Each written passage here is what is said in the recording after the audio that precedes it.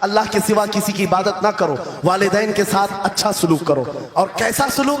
وَلَا تَقُلْ لَهُمَا اُفٍّ وَلَا تَنْهَرْهُمَا، ان کو اف تک نہ کہو، ان کو جھڑک کر بات نہ کرو۔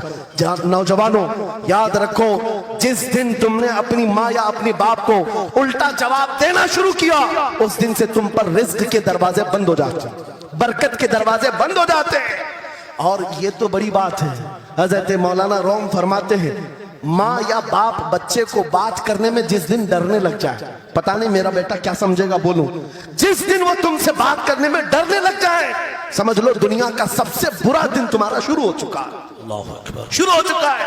ہونا تو یہ چاہیے کہ تمہاری جوانی نہیں، تمہاری عمر بیتنے کو آ گئی، اگر ماں باپ کو اللہ نے سلامت رکھا، چاہے وہ بوڑھے بستر مرض پر ہو، اس وقت بھی ادب کے بازو پھیلائے ہوئے ہو، ادب کے بازو۔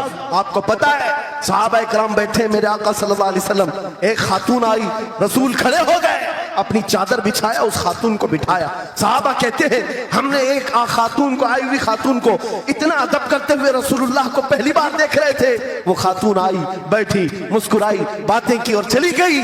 صحابہ نے پوچھا یا رسول اللہ اس خاتون کا ادب کیا ہے؟ میرے آقا فرماتے ہیں یہ میری دائی، میرے دودھ پلانے والی ماں حلیمہ سعدیہ، پیدا ہوئے نہیں، دودھ پلائی ہوئی ماں کا یہ ادب میرے نبی نے سکھایا۔ یہ اخلاق قرآن کے ہیں میرے عزیزوں، قرآن کے ہیں۔ یاد رکھو نوجوانوں، ان بوڑھے ماں باپ کو آج جتنے لوگوں نے ترسایا ہے اور انہیں گھٹ گھٹ کر جینے پر مجبور کیا ہے، وہ آج کی رات توبہ کر کے جائیں، توبہ کر کے جائیں، مصافحہ کریں، ان کے ہاتھ چومیں۔ یہ تم سے کیا تمنا رکھتے ہیں؟ بس اتنی کہ تم اپنے پیروں پہ کھڑے ہو جاؤ، ڈھنگ کا کمانا سیکھ جاؤ۔ نوجوان کو ان کا ڈانٹنا برا لگنے لگتا ہے، ماں بار بار چلاتی ہے، باپ بار بار ڈانٹتا ہے، گھر چھوڑ کر بھاگ گیا، پھر اس کے بعد یاد رکھو اللہ تعالیٰ ایسے جوتوں پر تمہیں ڈال دیتا ہے جو تمہاری حیثیت کے بھی نہیں ہوتے، کمتر لوگ تمہیں ہانکتے رہتے ہیں۔ اس سے بہتر ہے ہمیں پیدا کی ہوئی ماں، ہمیں دودھ پلائی ہوئی ماں اگر ڈانٹتی ہے، کوستی ہے، مارتی ہے، یہ نعمت ہے۔ ایک نوجوان کے بارے میں اکثر کہا کرتا، ہمارے ساؤتھ کا تھا، بڑا بگڑا ہوا، ماں میرے پاس آئی تھی، کہہ رہی تھی اس کو سمجھا لے میں بیوہ ہوں، میں بیوہ ہوں، اس کا باپ بچپن میں مر گیا، یہ بچہ 2 سال کا تھا، میرا شوہر مر گیا، میں گھروں کی پتیلیاں مانج مانج کر کے اس بچے کو بڑا کی ہوں، لیکن آج یہ اوباش بن گیا ہے۔ بدماشوں کی دوستی۔ میں نے اس نوجوان کو بلایا تھا، اپنے قریب کیا، سمجھایا، اللہ نے اس کو سمجھ دے دی۔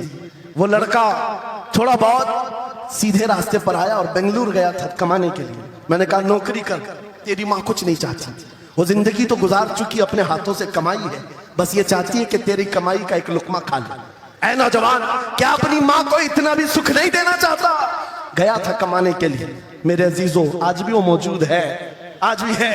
وہ کمایا، مہینہ بھر گزرا تھا یا 2 مہینے، اپنی تنخواہ لے کر کے وطن واپس آیا، اپنے گھر کے پاس جس دن وہ پہنچا تھا، گھر کے باہر بہت بھیڑ جمی تھی۔ لوگوں سے پوچھا اس نے تو پتہ چلا اس کی ماں آج ہی صبح انتقال کی۔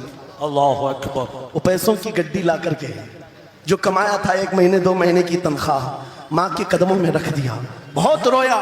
یہ بات میں تقریروں میں اس لیے کہتا ہوں، اس نے کئی بار کہا مفتی صاحب نوجوانوں کو صرف اتنی بات کہیں، میں اس عذاب میں روز مرتا ہوں، میری ماں زندگی بھر لوگوں کے جھوٹے مانچ کر کے مجھے کھلاتی رہی اور میں ایک لقمہ میری ماں کو کھلا نہ سکا، جس دن میں لایا تھا پیسے یہ تو دنیا سے چل پڑی، مجھے آج روز اس بات کا غم ستاتا ہے۔ آپ نوجوانوں سے خطاب کرتے ہیں، کم سے کم ان سے کہہ دیں کہ تمہارے ماں باپ زندہ ہیں، ہوش میں آ جاؤ، اپنے ہاتھوں سے ان کو کھلا تو سکو، ان کے ہاتھ پکڑ کر چلا تو سکو، اس لیے کہ دنیا کی عظیم نعمت ہے جس کا باپ زندہ ہے، جس کی ماں زندہ ہے، اس کے حق میں وہ دعا کر لیں۔ میرے آقا فرماتے ہیں نبیوں کی دعا امت کے برابر جو ہوتی ہے وہ باپ کی دعا بیٹے کے برابر ہوتی ہے۔ آج میں گفتگو سمیٹتا ہوں، ختم کر دیتا ہوں، اس لیے کہ اخلاق اسلام بہت وسیع موضوع ہے، بہت وسیع موضوع ہے، لیکن آپ کے لیے صرف اتنی بات کافی ہے کہ قرآن کو چھوڑ کر کے اگر دوسری جگہ سیکھنے جاؤ گے تو مارے مارے پھرو گے۔ آج واپس آ جاؤ اسی قرآن پر جس کو میرے آقا نے ہمارے عروج کا ذریعہ بنایا ہے۔